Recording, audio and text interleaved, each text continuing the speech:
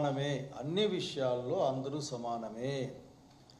ఎన్నికల్లో పాల్గొనడంలో ఉన్న హక్కుల్లో సమానమే, న్యాయాన్ని పొందడంలో సమానమే, అవకాశాలని పొందడంలో కూడా సమానమే అని డాక్టర్ బాబాసాహెబ్ అంబేద్కర్ నాయకత్వంలో వచ్చిన భారత రాజ్యాంగం చెప్తుంది. ఇందరికి అమలు అవుతారు.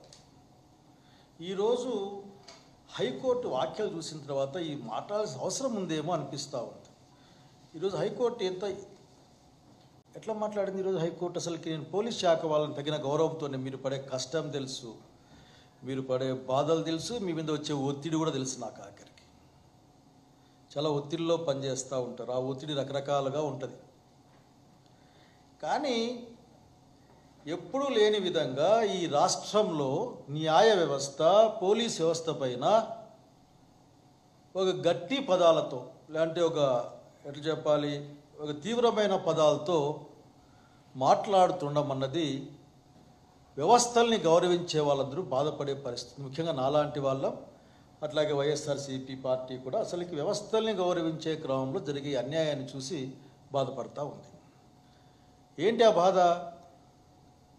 ఈ రాష్ట్రాన్ని, రాష్ట్ర ప్రజల్ని కాపాడాల్సిన ఒక వ్యవస్థ భారత రాజ్యాంగ సూత్రాలకు వ్యతిరేకంగా, లేదంటే వాటిని కనీసం పట్టించుకోకుండా ఈ రాష్ట్రంలో బిహేవ్ చేస్తూ ఉంది అని చెప్పడానికి ఏమాత్రం కూడా నేను బాధపడడం లేదు. కారణం నిజంగా బాధేస్తుంది ఆఖరికి. ఏం జరుగుతుంది? ఇట్లా అనిపించుకుంటున్నారే అనిపిస్తుంది.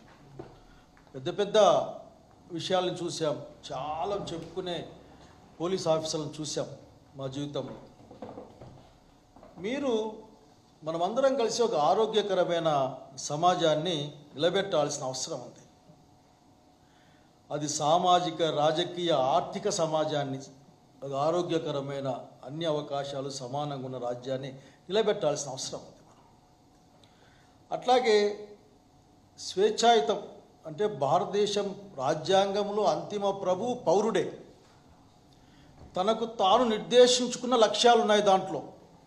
అందులో పౌరుని స్వేచ్ఛ అనేది చాలా పెద్ద అంశంగా ఉంటుంది. అసలు నాకేం అనుమానం వస్తుందంటే, ముఖ్యమంత్రి గారు ఏం మాట్లాడినా అది ప్రభుత్వ ఉత్తర్వులాగే ఫీల్ అవుతారేమో. ఆయన అనేక 2-3 సార్లు ఈ మధ్య కాలంలోనే నేను పొలిటికల్ గవర్నెన్స్ చేస్తాను, పొలిటికల్ గవర్నెన్స్ ఉంటుంది ఇంకటి నుంచి, వైసీపీ వాళ్ళకి ఎటువంటిది అందడానికి వీల్లేదు, నేను ఒప్పుకోను అనే దాని నుంచి మీరేమైనా ఈ విధంగా బిహేవ్ చేస్తున్నారా ఆలోచించుకోమని కోరుతా ఉన్నా. మీరు అసలు నిజంగానే నేను అందరినీ అడిగేది ఒక్కటే, మీకు ఎక్కడో స్వేచ్ఛ గురించి మీకు ఆలోచన రాదా? మా ప్రేమ్ కుమార్ పైన ఆయన ఏదో ఒక రీల్ చేశాడు. గుంటూరులో చేసిన ఆయన పైన కర్నూలులో కేసు పెట్టారు. ఆయన దగ్గర 300 రూపాయలు దొరికితే అదొక పెద్ద వ్యవస్థీకృత నేరంగా మీరు చూపించే ప్రయత్నం చేశారు. దాన్ని కోర్టు ఒప్పుకోలే. స్వయంగా గౌరవ జడ్జి గారు వాళ్ళు మాట్లాడారు. అసలు ఏంటయ్యా ఇది ఇంత న్యాయంగా మాట్లాడుతూ ఉన్నారు, మేము కళ్ళు మూసుకొని ఉండాలా, మీరు చెప్పిందే వినాలా, ఇట్లా జరగదు, ఇట్లా జరగడానికి వీలు లేదు అని గౌరవ హైకోర్టు వ్యాఖ్యానించిన నేపథ్యంలో నేను ఇంకొక 2 మాటలు చెప్పాలనుకుంటా ఉన్నా. అయ్యా, ప్రజాస్వామ్య వ్యవస్థలో విమర్శ, ఆత్మవిమర్శ అనేది ప్రధానంగా ఉంటాయి. ఊరికే మీరు చెప్పిందంతా అమలు చేయడానికి ఇంక వ్యవస్థ అవసరం లేదు. ఇంకొక వ్యవస్థని ఏర్పాటు చేసుకోవచ్చు. కానీ భారత రాజ్యాంగం ఈ దేశంలో ప్రజాస్వామ్యాన్ని, అంటే ప్రజల కోసం సంపూర్ణమైన స్వేచ్ఛా హక్కులు కలిగి ఉన్న రాజ్యంలో ఉండాలనే స్ఫూర్తితోనే పనిచేస్తున్న విషయాన్ని గమనించమని కోరుతా ఉన్నా మిమ్మల్ని. మీరు అసలుకి చాలా చిన్న కేసులు,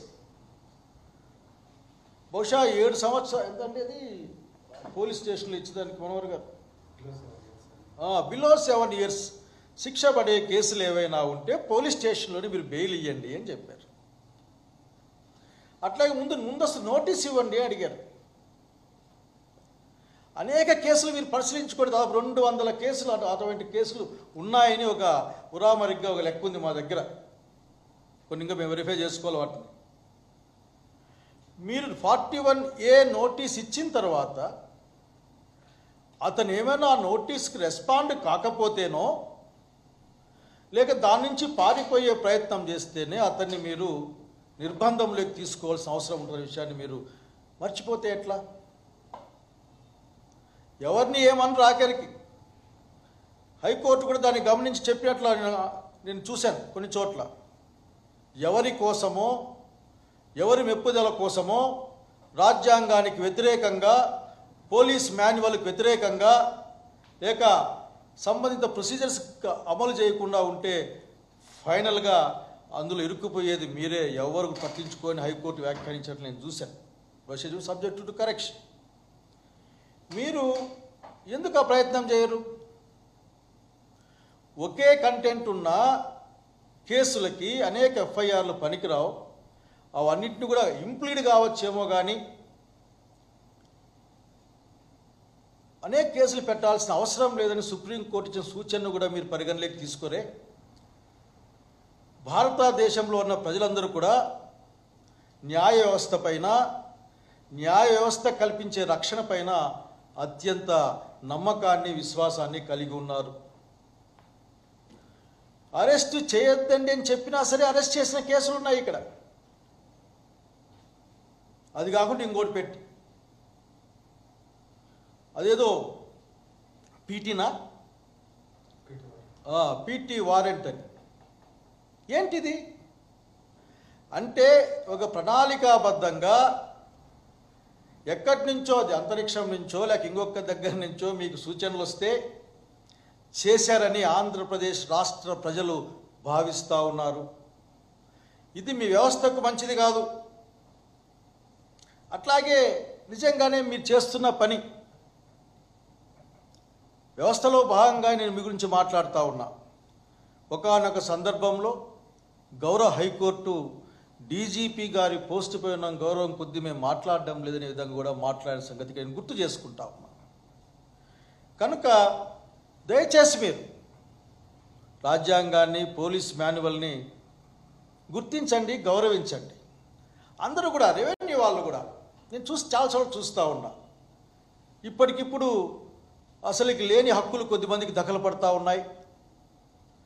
ఇప్పటికిప్పుడు కొన్ని చోట్ల ఆఖరికి కొన్ని 10 సంవత్సరాలుగా అనుభవం ఉన్న ప్రాంతాల్లో కూడా ఆఖరికి అనుభవం కాదు, మీది కాదు, ఇది వేరే వాళ్ళ విధంగా ఈ రోజున రెవెన్యూ భూముల విషయంలో మేము చూస్తూ ఉన్నాం.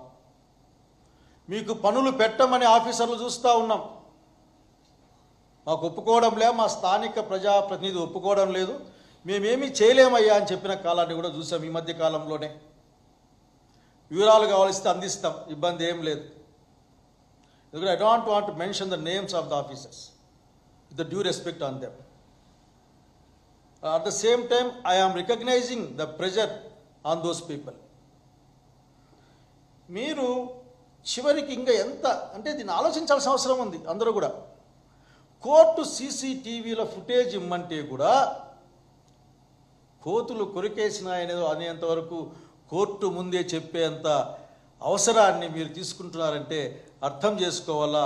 ఏ వ్యవస్థ కోసం, ఏ వెలుగులకి సమాజాన్ని తీసుకెళ్తున్నారో మీరు అర్థం చేసుకోవాల్సింది. ఆఖరికి ఎన్నిసార్లు మాట్లాడినా సరే మీ దగ్గర ఇంకొక బాధాకాంశాన్ని గమనించాను.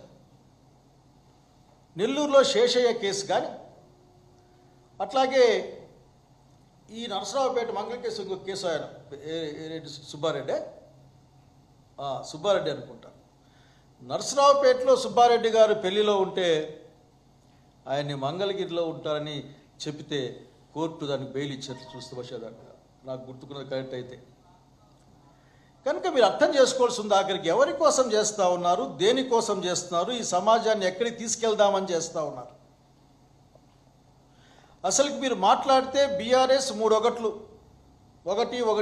కేసు పెట్టే ప్రయత్నం చేస్తూ ఉన్నారు. ఎందుకంటే దాంట్లో కొంచెం శిక్ష ఎక్కువ పడుతుంది, రిమాండ్ తీసుకోవచ్చు అని.